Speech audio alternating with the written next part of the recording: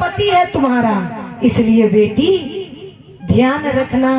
कहा करे सदा शंकर पद पूजा, हरि धर्म पति देवन दूजा।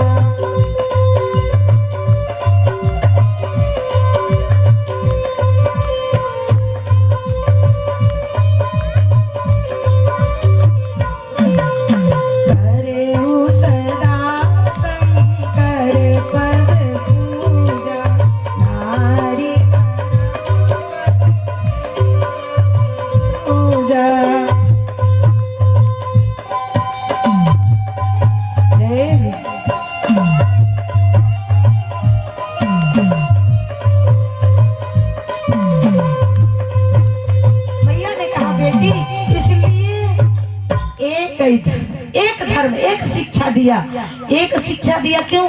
क्यों तुम्हारा पति ही है, इसलिए ध्यान देना।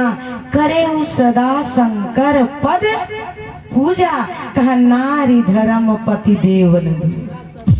स्त्री का धर्म है पति का सेवा करना, और पति की सेवा से बड़ा कोई पूजा नहीं। पति आदेश दे दे, तुम नहा धोवा करके तैयार आप हो गई। कथा समझ में आ रही है ना सबको? नहा करके तैयार हुई, बाल ओल झाड़ करके, लाली लिपस्टिक लगा करके, जो भी श्रृंगार करती हो, तैयार जब हुई, डोलची उठाई पूजा करने के लिए। अब पति देवता इतने में आ गए, अब कह दिए सुनो थोड़ी एक कप चाय पिला देना, हमारे लिए एक कप चाय बना दो जल्दी से। अब तुम बोल दो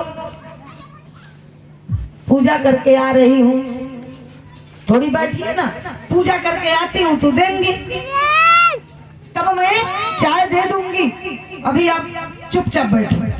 तो तुम्हारी पूजा, जय जय सीताराम, वो पूजा करने से कोई फल मिलने वाला नहीं है।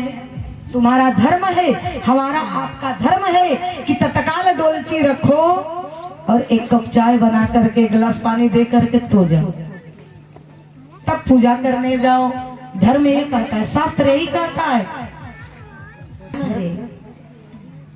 तब वो पत्नी है, धर्म पत्नी और पत्नी में भी अंतर होता है। पति आए कहीं से, जैसे ही घर में घुसे, आप कड़वी बात सुनाई दो चार, ये किए थे आपने तो किया नहीं, आपको तो इतना याद ही नहीं रहता, आते आते चार सुना दो।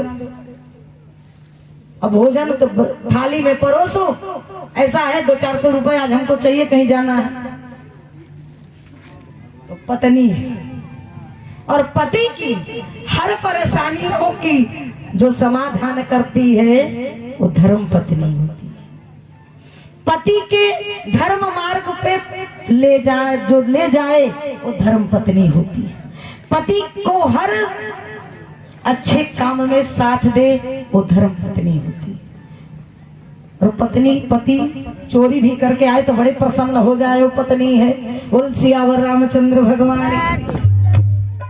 पैसे से केवल मतलब तो पत्नी है, लेकिन धर्म पत्नी कभी गलत मार्ग नहीं दिखा सकती।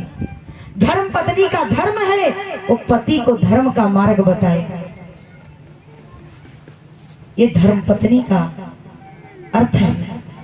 और तो आज मैया सीता जी का श्रृंगार किया जा रहा है, ध्यान देना, माँ का श्रृंगार किया जा रहा है। विवाह के बाद हर बेटी को सजा करके दुल्हन के रूप में तो विदा किया जाता है, होता है ना, हर श्रृंगार कराया जाता है। क्यों? क्या सुंदर ज्यादा खूबसूरत लगेगी, इसलिए पाउडर क्रीम लगा करके उसको सजा धजा देना, इसलिए सजाया जाता है कि हमारी बिटिया दुल्हन बन के जाए तो बड़ी सुंदर लगे। नहीं, इसके लिए नहीं सजाया जाता, इसके लिए श्रृंगार नहीं किया जाता। कहा विवाह के बाद सिंदूर क्यों लगाया जाता है, माथ में सिंदूर, गले में मंगलसूत्र क्यों होता है, क्यों पहनती हैं? हाथ में चूड़ियां क्यों पहनाई जाती हैं, पैर में पायल क्यों पहनाए जाते हैं, और पैर की अंगुली में जो पहनती हैं उसको क्या कहती हैं, बिछुआ ना, बिछुआ। तो बिछुआ क्यों पहना जाता है? सारे गहनों के पहनने के पीछे भी सुंदरता नहीं है कि आप सुंदर लगो, पांव सुंदर लगे, हाथ सुंदर लगे, नहीं। ये सारे गहने हमारे अस्त्र शस्त्र हैं, संरक्षण है शरीर की। क्योंकि हर गहनों का अलग अलग शिक्षा है, हर गहने हमें सावधान करते हैं। ये स्त्री के अंग में जितने आभूषण, जितने गहने पहनाए जाते हैं, श्रृंगार किया जाता है, सब गहने जो हैं समझो कि तुम्हारे सैनिक हैं। ये सारे गहने सैनिक के रूप में हैं, पहरेदार जिसे कहा जाता है शरीर का। तो श्रृंगार करके तब डोली में बिठाया जाता है और विदा कर दिया जाता है। और बेटी नाम ही गजब है, क्योंकि जब बेटी जन्म लेती है अपने पिता के घर में, तो वो अपने पिता के लाड़ प्यार में पलती है।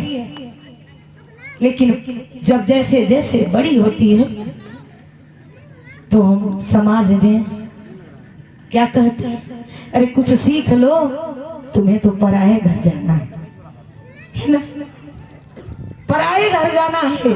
तत्काल उसको वहीं पे दर्शाया जाता है, तुम्हें एक दिन पराया घर जाना है।